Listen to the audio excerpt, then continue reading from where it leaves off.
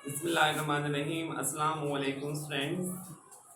Today topic is about relation between linear and angular velocity. Students इससे पहले हम पढ़ चुके हैं relation between linear displacement and angular displacement. और स्टूडेंट्स आपको मालूम है कि हमारे पास लीनियर एंड एंगुलर डिस्प्लेसमेंट के अंदर जो रिलेशन है, अगर स्टूडेंट्स हम मैथमेटिकली उसकी बात करें, रिलेशन बिटवीन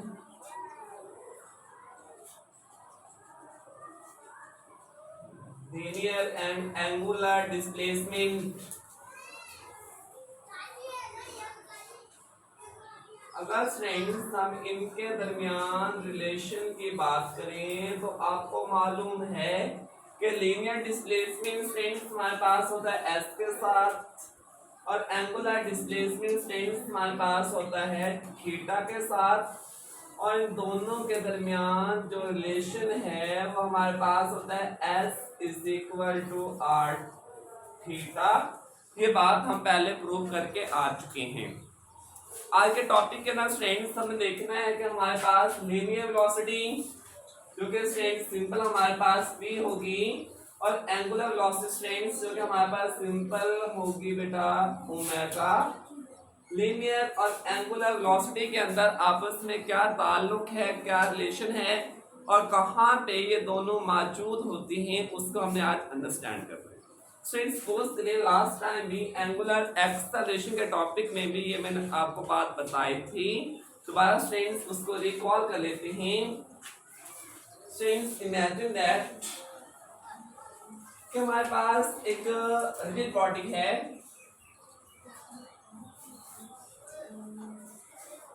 और स्ट्रेंस फर्दर हम इमेजिन कर लेते हैं ये हमारे पास है एक्सिस ऑफ रोटेशन। जिस एक्सिस से बॉडी ने क्या करना है बेटा, हमारे पास रोटेट करना है। और फर्दर स्ट्रेंथ जो एक्सिस ऑफ रोटेशन है हमारे पास है कौन सा बच्चों, सी एक्सिस के अलोंग है। तो हम कह सकते हैं हमारे बॉडी की जो रोटेशन होगी वो सी एक्सिस के अलोंग है। और फर्दर स्ट्रेंथ हम इमेजिन कर लेते हैं कि बॉडी की जो रोटेशन है हमारे पास वो काउंटर क्लॉकवाइज या स्ट्रेंथ एंटी क्लॉकवाइज डायरेक्शन में है। क्योंकि स्ट्रेंथ देखें, अगर इस रिजिड बॉडी के ऊपर मैं कोई पॉइंट P अस्यूम कर लूं तो लास्ट टाइम ये बात मैंने आपको समझाई थी कि किसी भी रिजिड बॉडी के ऊपर अगर आप एक सिंगल पॉइंट P लेते हैं तो उस P पॉइंट की बच्चों कौन सी मोशन होती है, उस P पॉइंट की हमारे पास होती है लीनियर मोशन। लेकिन स्टूडेंट अगर हम इस कंप्लीट रिजिड बॉडी की मोशन की बात करें तो रिजिड बॉडी की जो मोशन होगी स्टूडेंट्स हमारे पास होगी एंगुलर मोशन। तो बच्चों इस रिजिड बॉडी की मोशन को हम एक रेफरेंस लाइन जो कि एक्सिस ऑफ रोटेशन के ऊपर क्या होगी, परपेंडिकुलर होगी। और जिस पॉइंट के बॉडी रोटेट कर रहे हैं उस पॉइंट को बेटा मैं नाम दे रहा हूँ। इस रिजिड बॉडी की जो मोशन है उसको हम एक reference line perpendicular to axis of rotation OP के साथ बच्चों रिप्रेजेंट करें। मींस के रिजिड बॉडी की जो मोशन होगी और रेफरेंस लाइन OP उसको क्या करेंगे हमारे पास रिप्रेजेंट करेगी। तो दोबारा मेरी बात वजह के साथ सुन लें, रिजिड बॉडी के ऊपर कोई भी पॉइंट हो, एक सिंगल पॉइंट हो, उस पॉइंट की जो मोशन होगी हमारे पास वो होती है लीनियर मोशन। लेकिन अगर हम कंप्लीट रिजिड बॉडी की मोशन को देखें तो रिजिड बॉडी की जो मोशन की स्ट्रेंथ वो हमारे पास होगी एंगुलर और रोटेशनल और सर्कुलर मोशन होगी हमारे पास। तो बच्चों देखें इस P पॉइंट की जो मोशन की सिंपल स्ट्रेंथ हमारे पास, इस P पॉइंट की मोशन कौन सी होगी लीनियर और इस रेफरेंस लाइन OP की मोशन कौन सी होगी एंगुलर। तो P पॉइंट की जो वेलोसिटी होगी स्ट्रेंथ वो सिंपल हमारे पास V और रेफरेंस लाइन OP की जो स्ट्रेंथ हमारे पास वेलोसिटी होगी वो बेटा हमारे पास होगी एंगुलर वेलोसिटी ओमेगा। इस P एंड ओमेगा के दरमियान हमने रिलेशन क्या करना हमारे पास और उसको ड्राइव करना है। और फर्दर स्ट्रेंथ यहाँ पे ये देखें क्योंकि हमारे पास एक्सिस ऑफ रोटेशन हमारे पास क्या फिक्स है। अगर स्ट्रेंथ आपका एक्सिस ऑफ रोटेशन फिक्स हो तो आपकी बॉडी ने उसी एक्सिस के गिर्द क्या करना है, हमारे पास रोटेट करना है। मीन्स इस केस में बॉडी की रोटेशन हमारे पास होगी काउंटर क्लॉकवाइज या एंटी क्लॉकवाइज। जबकि हमारे पास axis of rotation strength fix हो तो बॉडी ने अपने जो है डायरेक्शन चेंज ही नहीं करनी। तो इस केस में स्ट्रेंथ हम वेक्टर क्वांटिटीज को ट्रीट करते हैं लाइक आ स्केलर क्वांटिटी। स्टूडेंट्स आपको मालूम है कि स्केलर और वेक्टर में डिफरेंस किस चीज़ का, हमारे पास डायरेक्शन का।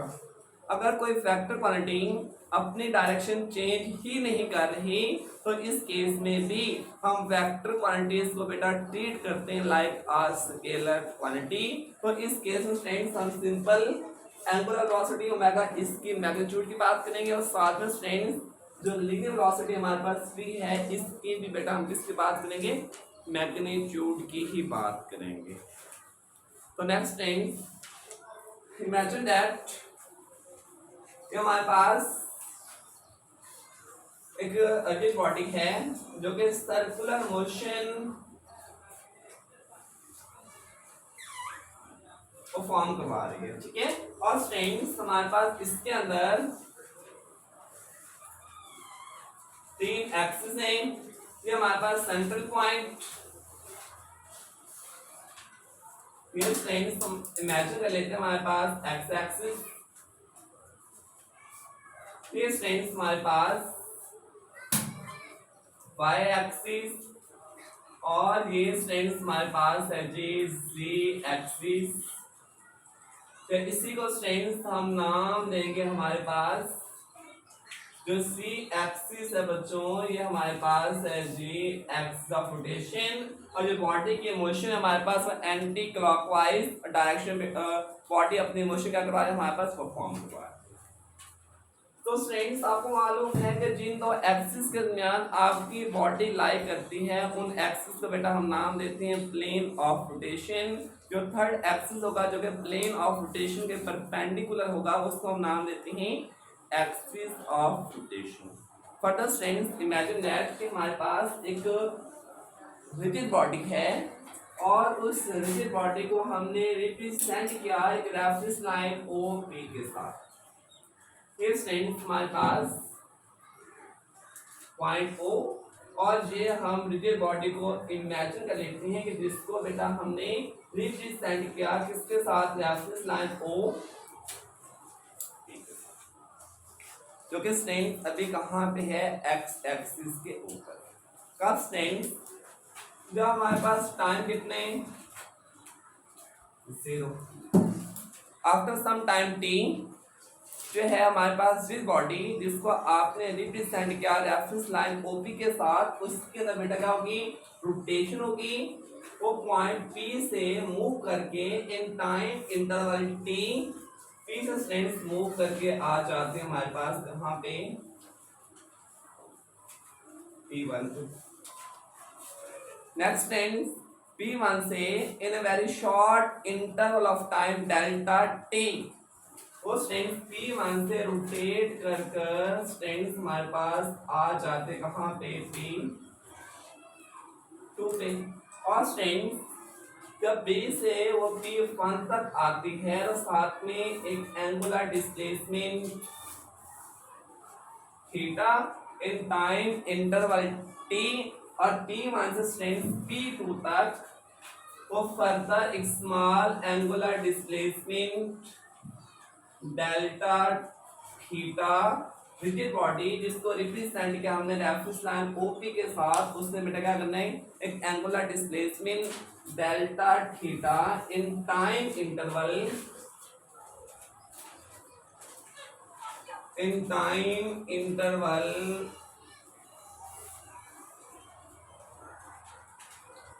डेल्टा टी के अंदर बेटा हमारे पास कवर। और साथ में स्टूडेंट्स देखिए जो बात मैं आपको समझाना चाहता हूँ वो देखिए कि हमारे पास अगर रेफरेंस लाइन ओपी की हम बात करें तो इसकी जो मोशन होगी हमारे पास होगी एंगुलर। देखिए बच्चों इस बॉडी के ऊपर जो पॉइंट पी हमने इमेजिन किया उसकी मोशन होगी कौन सी बेटा, हमारे पास लीनियर। तो स्ट्रेंथ P1 से P2 तक उसने एक small linear displacement in time interval delta T cover करना है। कितना हमारे पास डेल्टा एस। तो स्टूडेंट टॉपिक क्या, रिलेशन फाइंड करना है किसके दरमियान, लीनियर एंड एंगुलर वेलोसिटी के दरमियान। स्टूडेंट्स आपको मालूम है कि हमारे पास रिलेशन बिटवीन linear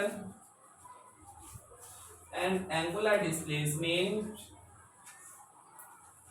linear और angular displacement के अंदर स्ट्रेंथ रिलेशन हमारे पास है क्या, वो स्ट्रेंथ पहले भी मैंने आपको बताया, वो हमारे पास ये है कि S is equal to R theta. Next strength for very small change,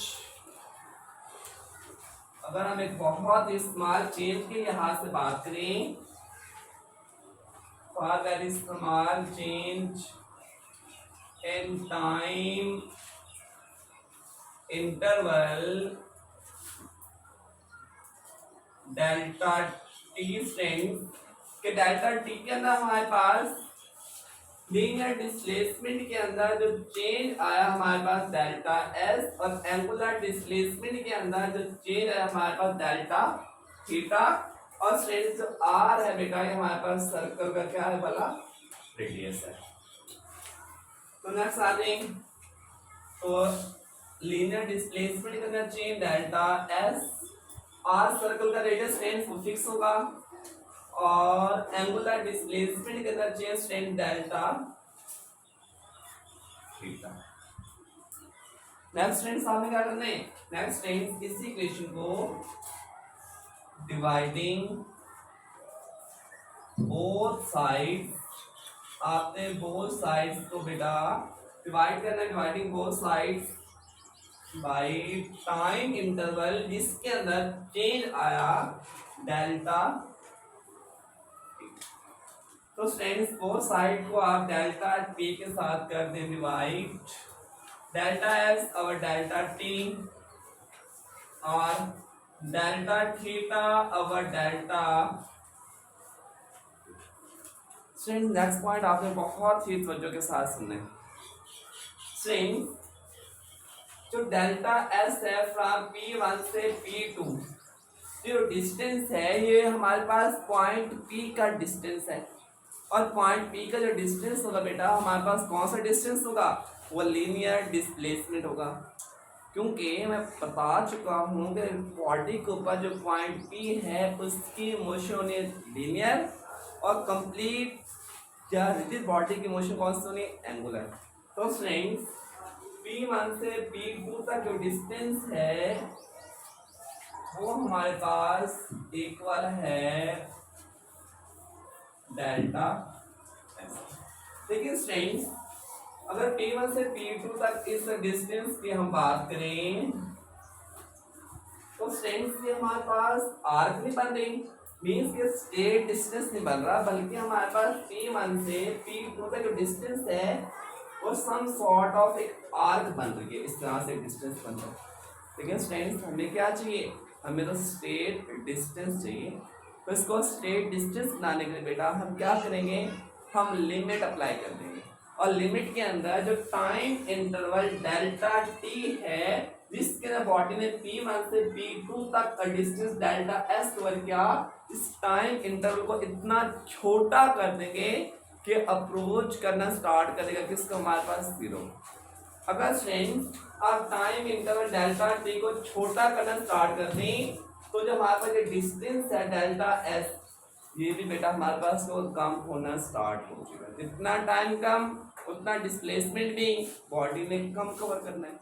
अगर स्ट्रेंथ मैं P2 को P1 के करीब करता चला आऊं और इतना कम कर दूं कि जिसके अंदर टाइम इंटरवल अप्रोच करना स्टार्ट कर दे किसको, स्ट्रेंथ जीरो को, वो जीरो अभी नहीं हुआ, सिर्फ उसमें अगर हमारे पास अप्रोच कर रहे। अगर स्ट्रेंथ इस केस में पॉइंट P2 P1 के इतना करीब आ जाए तो इस केस में जो हमारे पास आर्क नहीं बनेगी बल्कि बेटा क्या बनेगी, एक स्टेट डिस्टेंस ही बनेगा। तो इस केस में स्टूडेंट्स हम क्या करेंगे, applying limit on both side. Limit apply करते हैं जिसका टाइम इंटरवल अप्रोच करेगा किसको, स्टूडेंट्स 0 को, डेल्टा एस और डेल्टा टी। आर स्टूडेंट्स हमारे पास रेडियस सर्कल का रेडियस है जो कि हमारे पास क्या हुआ, कांस्टेंट के ऊपर हम लिमिट अप्लाई नहीं कर सकते, इसको बाहर निकाल लें। Limiting value of delta T approaching to 0, delta theta और डेल्टा टी। तो नेक्स्ट फ्रेंड्स इसको बेटा हम देखते हैं, इस इक्वेशन को हम यहाँ पे लेते हैं। Limiting value of delta T approaches to 0, delta s over delta t or limit delta t approaches to 0, delta theta over delta। Students आपको मालूम है कि rate of change of displacement respect to time, तो students हमारे पास होते हैं linear velocity v। तो बच्चों ये हमारे पास आ जाएगा v, ये आर सर्कल का radius, rate of change of angular displacement respect to time students, angular velocity जिसको हम डिनोट करते हैं बच्चों किसके साथ, ओमेगा के साथ। ये स्टूडेंट्स हमारे पास आ जाएगा relation between linear and angular velocity v is equal to r max। तो नेक्स्ट फ्रेंड्स नहीं, जो v है ये हमारे पास linear velocity है।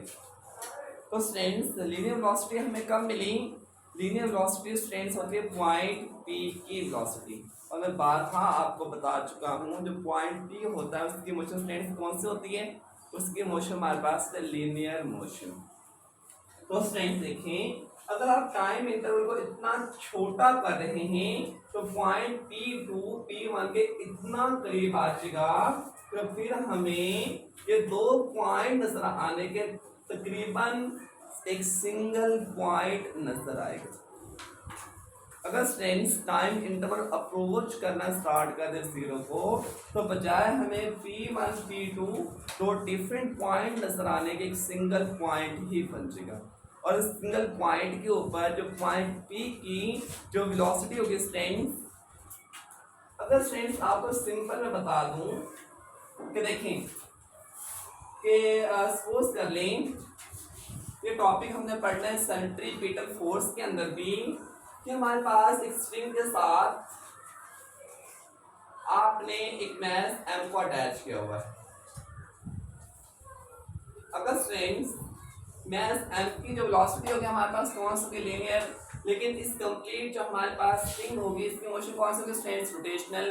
अगर इस पॉइंट के ऊपर आपकी स्ट्रिंग स्नैप कर जाए, टूट जाए, तो मैस m ने सर्कुलर मोशन परफॉर्म नहीं करनी बल्कि उसने सर्कमफ्रेंस ऑफ सर्कल के ऊपर एक टेंजेंट बनाते बेटा दूर जाके करना है फॉल कर जाए। Friends keep it in mind कि हमारे पास जो पॉइंट P की जो मोशन होगी वो सर्कमफ्रेंस ऑफ सर्कल के ऊपर बेटा क्या होगी, टेंजेंट होगी।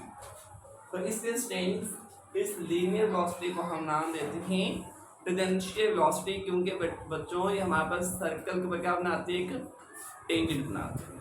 और फ्रेंड्स आपको पता होना चाहिए कि सर्कल के ऊपर जो टेंजेंट होगा ना वो हमेशा रेडियस क्या होता है बेटा, परपेंडिकुलर होता है। तो स्टूडेंट्स इसलिए लीनियर वेलोसिटी को हम नाम देते हैं टेंजेंशियल वेलोसिटी। तो इसको हम Vt is equal to r omega b लिख सकते हैं। V stand for टेंजेंशियल और लीनियर वेलोसिटी। तो नेक्स्ट फ्रेंड्स इसी के अंदर हम एक और रिलेशन में ड्राइव कर लेते हैं।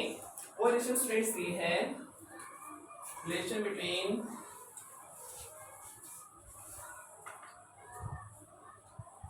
linear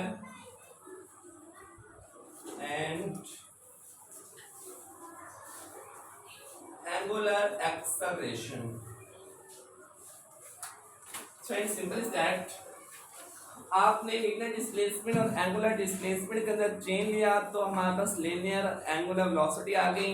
अगर आप लीनियर और एंगुलर वेलोसिटी के अंदर स्ट्रेंथ चेन लेंगे तो हमारे पास क्या आ जाएगा, एक्सेलरेशन आ जाएगा। तो देखें स्ट्रेंथ हमारे पास क्या है, v = r omega for very small change delta v और delta omega, same strength dividing both sides by delta t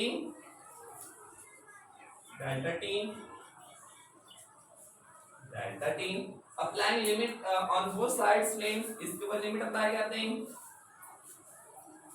delta v और delta t time interval strength approach किसको, 0 को। और सर्कल का रेडियस कांस्टेंट लिमिट अप्लाई नहीं कर सकते, constant को लिमिट से बाहर निकाल लें। Delta t approaches to 0, delta omega और डेल्टा स्ट्रेंथ आपको मालूम है। Rate of change of linear velocity is called linear acceleration. Rate of change of angular velocity is called strength angular acceleration. और एंगुलर एक्सेलरेशन को strength हम denote करते हैं alpha के साथ, और लीनियर एक्सेलरेशन को स्ट्रेंथ, जिस तरह हमने लीनियर वेलोसिटी को टेंजेंशियल वेलोसिटी का नाम दिया, सेम स्ट्रेंथ लीनियर एक्सेलरेशन को बेटा हम टेंजेंशियल एक्सेलरेशन का भी नाम दे सकते हैं। सिर्फ लास्ट बात वो स्ट्रेंथ ये है कि हमने नाइन्थ की फिजिक्स के अंदर इक्वेशन ऑफ मोशन को स्टडी किया, और इक्वेशन ऑफ मोशन का स्ट्रेंथ हमने देखा कि हमारे पास 3 इक्वेशन ऑफ मोशंस आते हैं जिनको स्ट्रेंथ हम स्ट्रेट लाइन मोशंस का भी नाम देते हैं। लेकिन स्ट्रेंथ वहाँ पे हमने कुछ सपोजिशंस की थी। स्ट्रेंथ सपोजिशंस ये थी कि हमारे पास बॉडी की मोशन है, जो 3 इक्वेशन ऑफ मोशन जो कि स्ट्रेट लाइन मोशंस के अलॉन्ग थे, वहाँ पे हमने सपोज किया था कि हमारी जो बॉडी है वो स्ट्रेट लाइन के अंदर ही मूव करती है।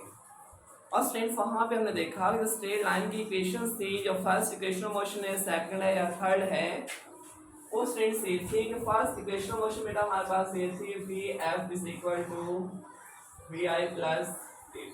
सेकंड स्ट्रेंथ ये थी S = Vit plus half AT का स्क्वायर। थर्ड इक्वेशन स्ट्रेंथ ये थी 2As Vf square minus Vi का स्क्वायर। स्ट्रेंथ हालांकि देखिए हमारे पास वेलोसिटी और एक्सेलरेशन और डिस्प्लेसमेंट स्ट्रेंथ वेक्टर क्वांटिटीज है, लेकिन इनके पास स्ट्रेंथ मैंने एरो हेड नहीं डाला। क्यों स्ट्रेंथ इसलिए नहीं डाला क्योंकि हम ये सपोज कर चुके हैं कि हमारे पास जो मोशन है वो स्ट्रेट लाइन के अलॉन्ग ही होनी है, बॉडी ने अपनी डायरेक्शन चेंज नहीं करनी। जब बॉडी अपनी डायरेक्शन चेंज ही ना करे तो इस केस में हम वेक्टर क्वांटिटीज को भी ट्रीट करते हैं लाइक स्केलर क्वांटिटी। और सेम स्ट्रेंथ यहाँ भी मैंने वेक्टर क्वांटिटीज की सिंपल क्या ली बेटा, मैग्नीट्यूड ही ली है। और स्ट्रेंथ जो आपके पास लीनियर मोशन है वो एंगुलर मोशन के बेटा क्या है, एनालॉगस है। इस तरह आपको मालूम है कि हमारे पास लीनियर डिस्प्लेसमेंट एस वो एनालॉगस है एंगुलर डिस्प्लेसमेंट थीटा।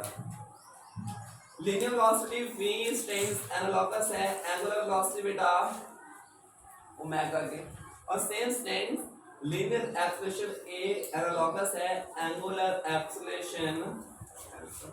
तो स्ट्रेंथ अगर इन्हीं इक्वेशंस को हम इस्तेमाल करना चाहें फॉर एंगुलर मोशन और सर्कुलर मोशन के लिए, तो उस केस में सिंपल हम वेरिएबल्स को बेटा क्या कर देंगे, एंगुलर मोशन वाले वेरिएबल्स के साथ रिप्लेस कर देंगे। इस तरह स्ट्रेंथ ये हमारे पास corresponding to the angular motion क्या आपने की first equation motion strength omega F omega I linear acceleration equivalent to the angular acceleration alpha t। Same strength s को हमें रिप्लेस करना किसके साथ, थीटा के साथ। Theta is equal to omega I T plus half alpha T का। Same strength 2 alpha theta V F square minus omega F square minus omega I का। I hope students topic आपको अच्छे तरीके से अंडरस्टैंड हो गया होगा। और जो व्यूवर्स स्टूडेंट्स न्यू मेरे चैनल के ऊपर आते हैं तो काइंडली उनसे रिक्वेस्ट है कि चैनल को सब्सक्राइब भी कर दीजिएगा। तो हम स्टूडेंट्स याद रखिएगा। अल्लाह हाफिज़।